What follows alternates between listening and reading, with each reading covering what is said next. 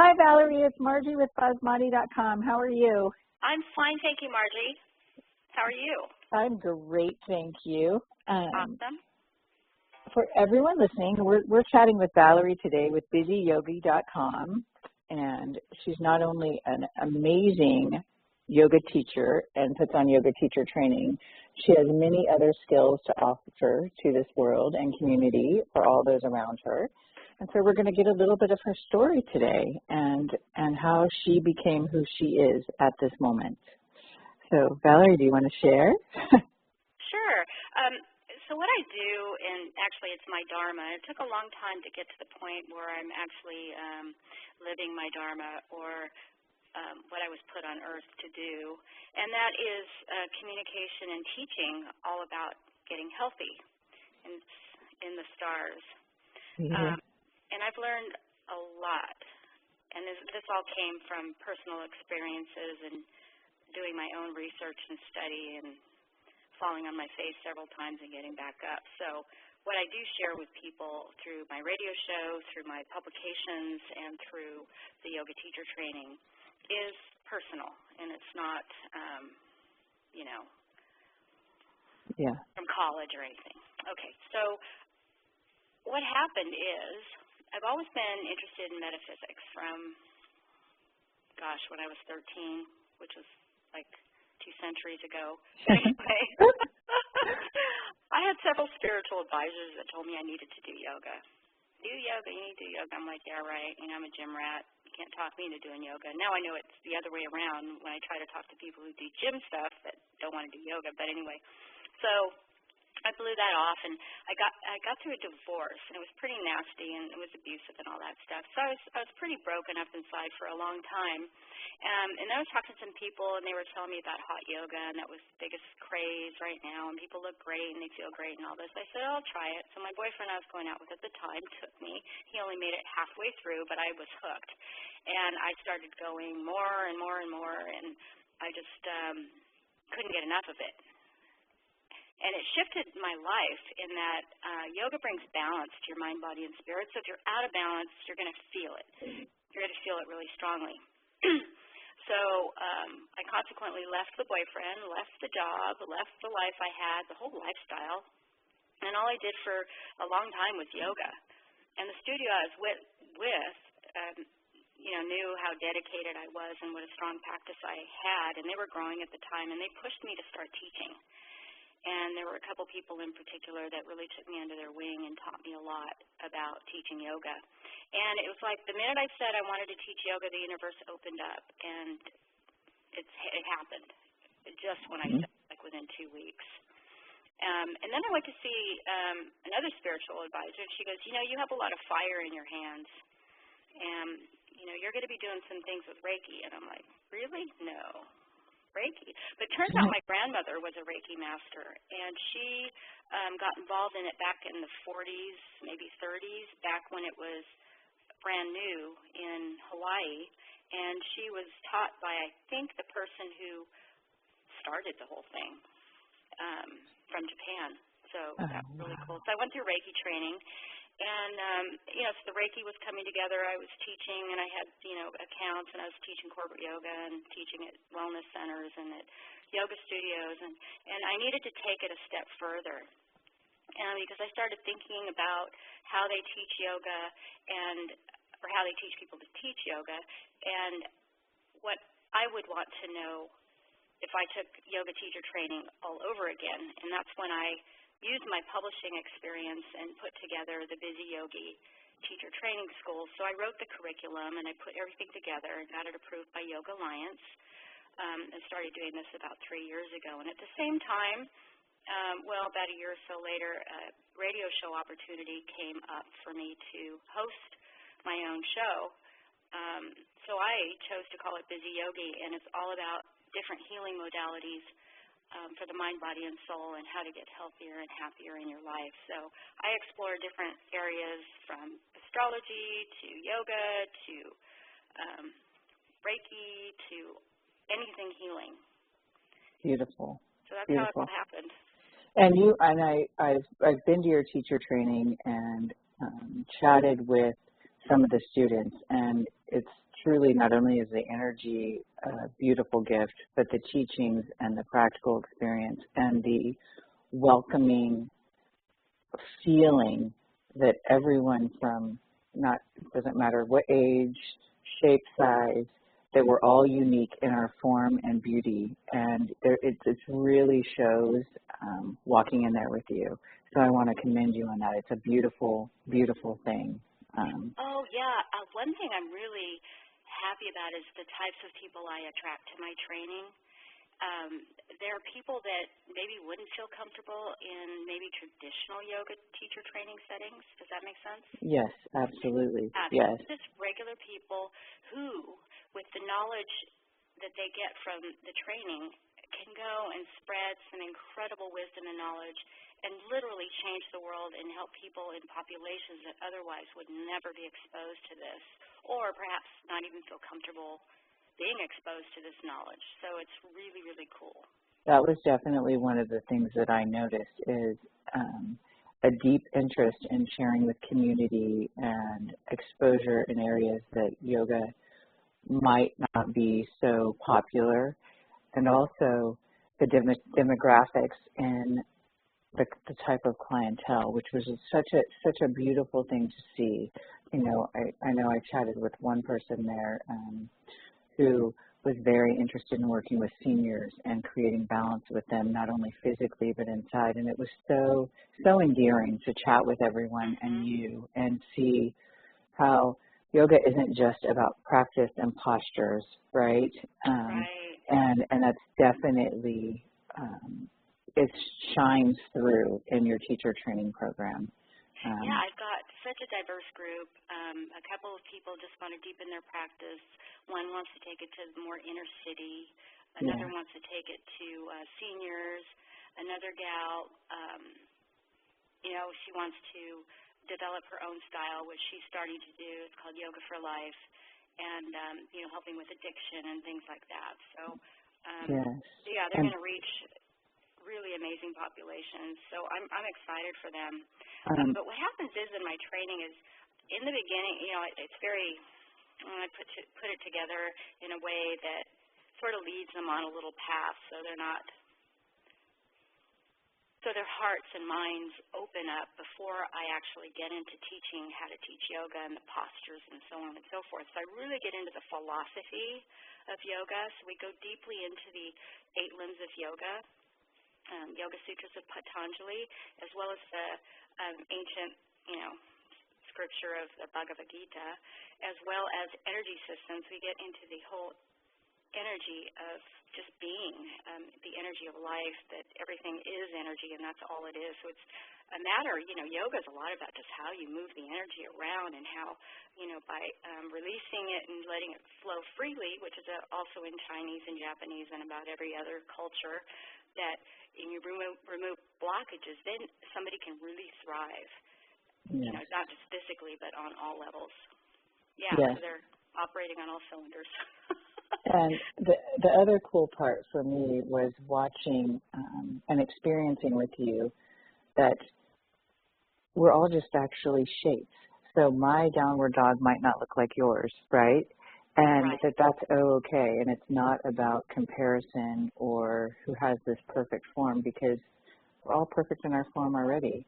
And that when we fit into our shape, it really, the energy flows, and it's not about competition. It's this inner practice in your heart, and that is definitely one thing that I noticed with you is that gift of just letting everyone be, right? Yeah, they have to. Unfortunately, we're not taught in school about learning to use the higher mind and learning to use the wisdom that we're innately born with and tapping into that. So, unfortunately, we learn by comparing ourselves to others, and that doesn't lead down a very nice road. It's a pretty bumpy road, as a matter of fact. So, what we teach in my training program is really how to be you and how to do it beautifully, and how to teach from that heart-centered, authentic place, and also to teach other people yoga and how they can be authentic. And, we're like DNA. Everybody's different. We're like Mm-hmm. fingerprints. No two people are built the same way, and so they're never, ever going to experience a posture the same way. Yeah. And that needs to be respected and, worked with on an individual basis. It also keeps us safe in our bodies, right? So if I'm trying to compete with you, I'm likely to mess my wrist up or my shoulder because I'm not focused on what's happening in my body that day at that moment, right? Right. And one thing I do focus on a lot is alignment principles. Mm-hmm. So I'm really big on people not hurting themselves by having proper alignment, and within that alignment principle, there's many variations. Absolutely. Depending upon how you're built. Yes, absolutely. It is an amazing experience. If any of you get the opportunity to check out BiziYogi.com and explore a little more into the work that Valerie does. The other thing I do that's really special is in my training program, we get you Reiki Level 1 certified before you even start the training. It's included in, the fees and the tuition. So you can clear out your energy before you even start the training. Which is beautiful. And that practice teaches you how to keep your energy clear when, we're driving down the road or in the grocery store, right? Reiki's really the universal life force energy that once you're attuned to that energy, it can flow through you, and you can use it to help other people and yourself. Beautiful. That's really beautiful. Awesome. We have another training coming up September 23rd and 24th. It starts fall of that's the equinox this year, the 2017. Yay. Yay, perfect. And it's for all of you listening, that's in Sacramento, California. So just, make sure you check out the website. Now tell me a little bit about your radio show and when it's on, and are you on a couple times a week? Is that right? Right now, I have a radio show once a week. It's on Tuesday mornings from 10 to 11 a.m. Pacific Standard Time. And each week, I have an amazing healer on to talk about a different topic in the area of health and wellness. So, I open the radio show with a monologue, and then I always have a meditation in there so people can kind of quiet their energy and ground their energy in order to be more present when the guest comes on. But we have amazing information and knowledge and wisdom that we give you every week. And it's also available for podcast downloads if you are interested. There's a woman named Tina Coet who started the KCOR Digital Radio Network. It's worldwide, so we broadcast in 90 countries around the world. And she comes from back east. She's an amazing, pioneering digital radio broadcaster, and she's just kicking butt all over the place, bringing on all types of topics and personalities and things to share with the world, true news. And it's really a reflection of what's happening in the world, a real reflection of what's happening in the world. It's, done by real people. And it talks about real things. So if you ever have a chance, you can go to the KCOR Digital Radio Network on the Internet and tune in. And even call in with questions. If you have a question for the guest or you want to download the show, you can do that. Yeah, I started doing that almost 2 years ago now. And it's been just a lot of fun for me. A lot of fun. Really fun. And informing people, especially when it comes to self-healing and getting information and being able to talk directly to a practitioner. That's a beautiful, beautiful thing. And the thing is that nobody heals us but us. Mm-hmm. So, we have people that help us heal and, give us the information or the tools and the techniques to help us heal, but it's really us. And it's my opinion, or my experience, too, is that if you have the techniques and the tools, which is primarily learning how to listen to yourself and learning to listen and respect that still little soft voice inside, because the real you will never yell and scream at you. It will always be very peaceful and quiet, but it's constant. And if you can learn to tap into that, there's some amazing information there, always there for you.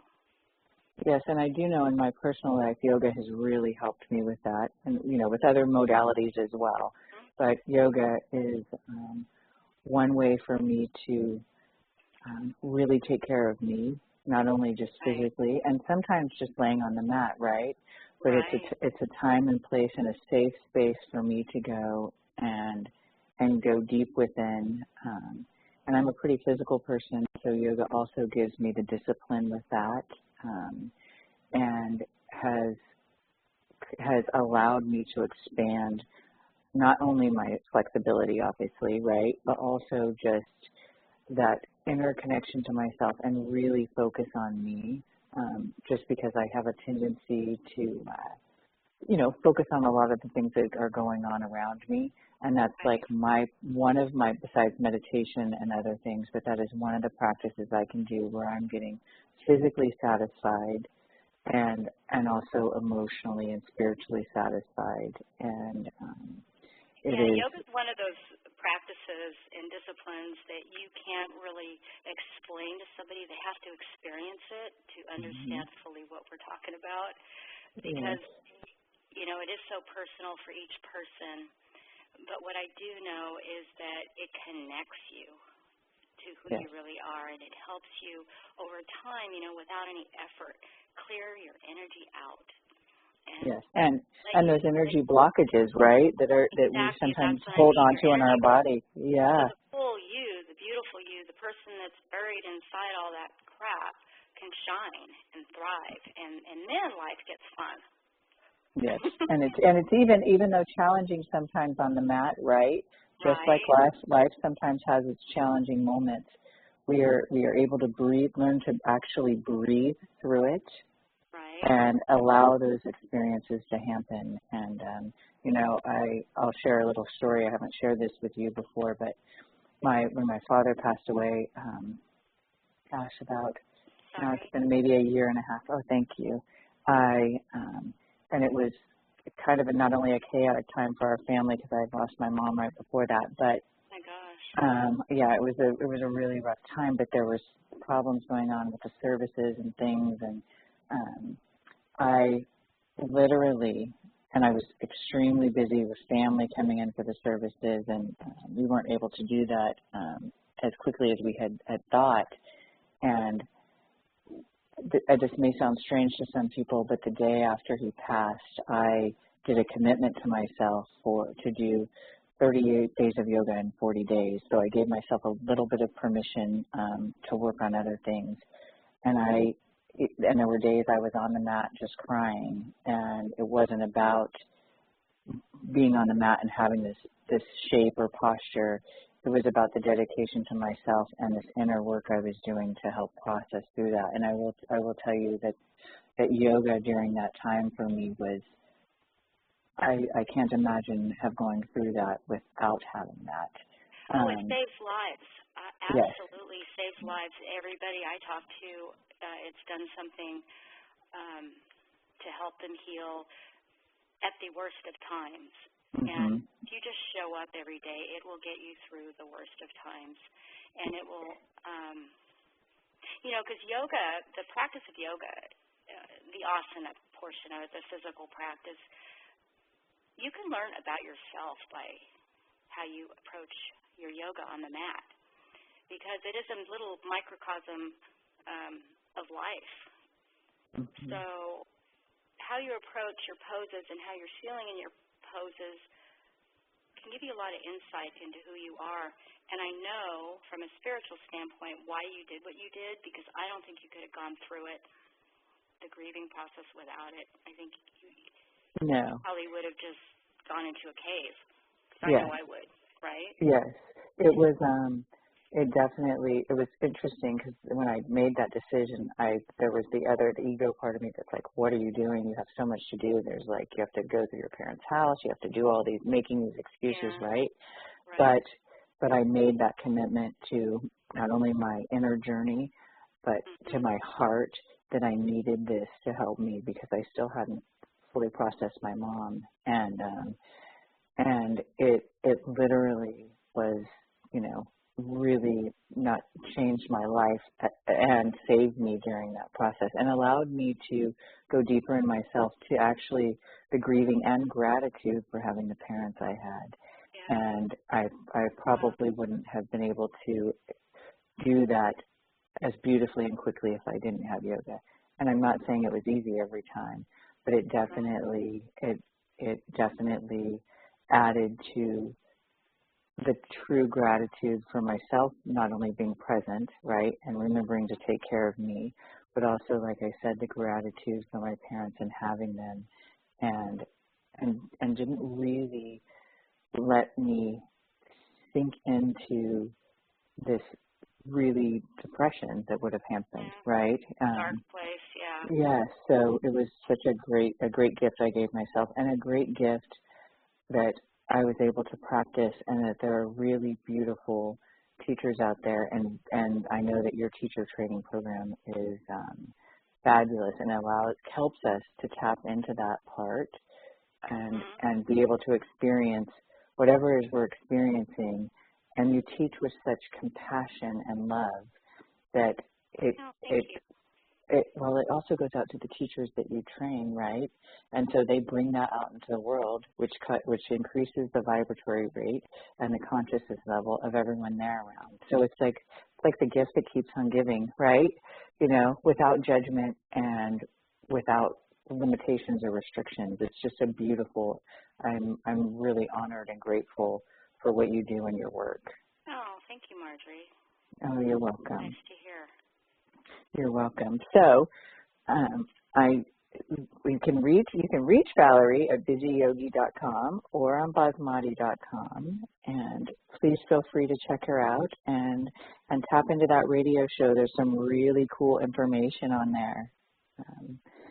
Yeah, every Tuesday morning at 10 a.m. Pacific Standard Time. Yeah, and don't forget you can download the podcast because there's some great practitioners on there. Oh, Valerie, thank you so much for taking the time today to chat with us, and I look forward to seeing you soon. Yes, thank you, Marjorie. You're welcome. Have a wonderful day, and thank basmati.com. Thank you so much. All right, Namaste. bye-bye. Namaste.